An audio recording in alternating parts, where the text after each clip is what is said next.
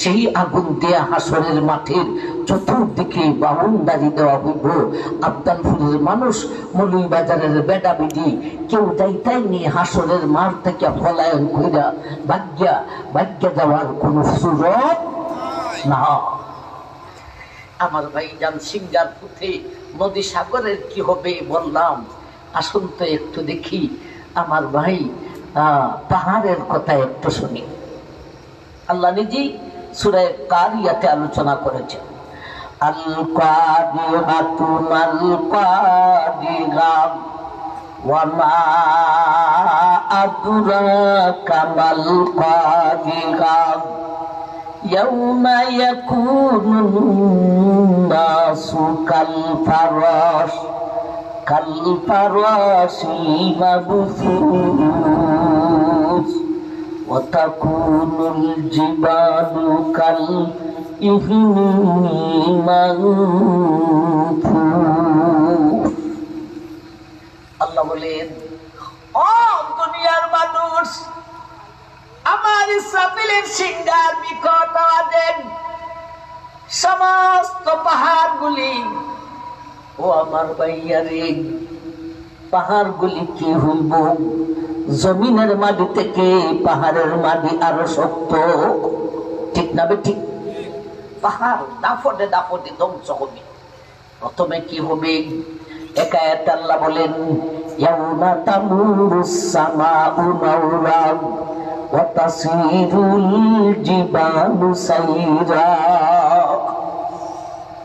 আমার ভাইজান, আল্লাহ বলেন, ওই বিকট আওয়াজের কারণে পাহাড় চলা শুরু করিয়া দিব।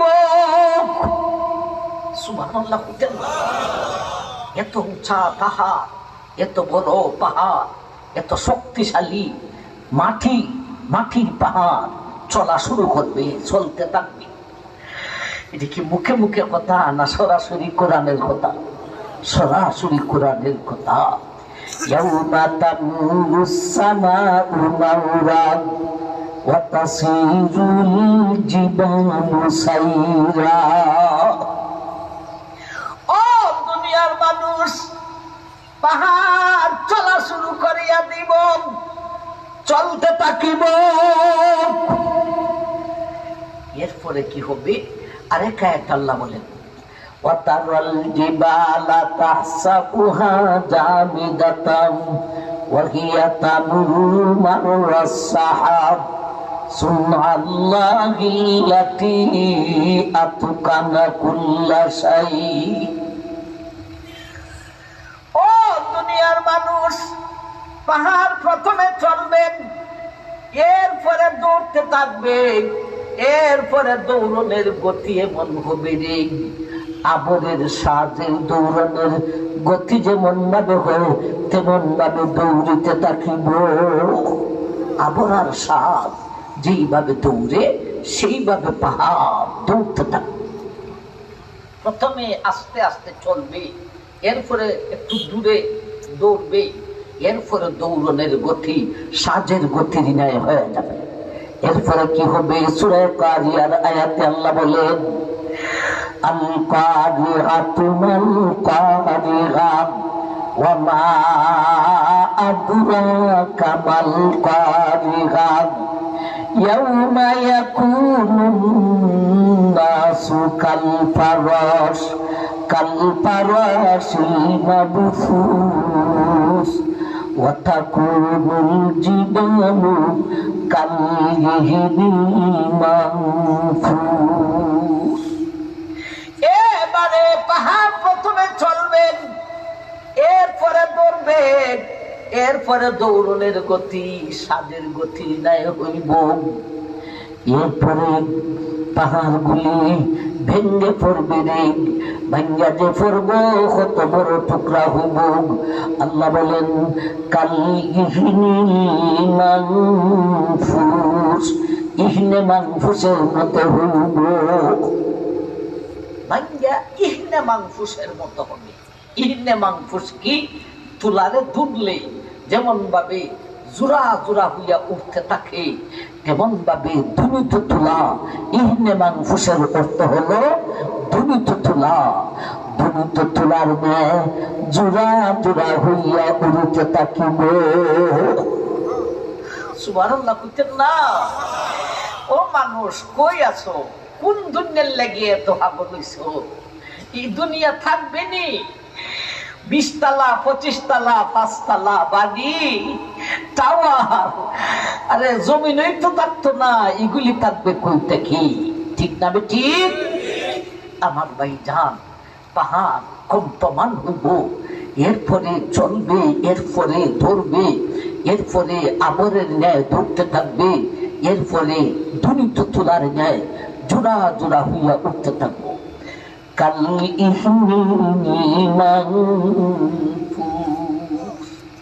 পাহাড়গুলি ধ্বনিত তুলার ন্যায় জোড়া জোড়া হইয়া উড়িতে থাকিব। এরপরে বলেন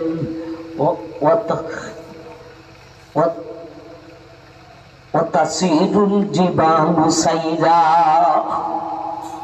ওয়াতাসিরুল জিবালু সাইরা, ওয়াসুয়িরাতিল জিবালু ফাকানাত সারাবা, ওয়াসুয়িরাতিল জিবালু ফাকানাত সারাবা। ধ্বনিত তুলার ন্যায় হওয়ার ফলে মাটির কণার মতো হইব। একেবারে লাস্টে কি হবে? আল্লাহ বলেন সারাবা, একেবারে লাস্টে সারাবা হয়ে যাব, পাহাড়গুলি সারাবা হবে। সারাবা কি?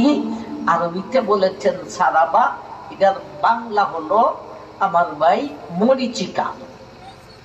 আরবিটা যৎকান হডিন, বাংলাটাও অৎকান হডিন। ঠিক না ভাই? ঠিক। আসলে বাংলা ভাষা খুব কঠিন। বাংলা ভাষা অন্যান্য বিদেশি মানুষরা চেষ্টা হইলেও পারে না।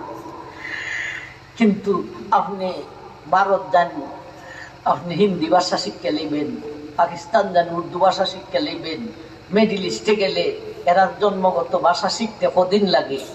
কথাটা ঠিক না ঠিক? কিন্তু বাংলা ভাষা খুব কঠিন।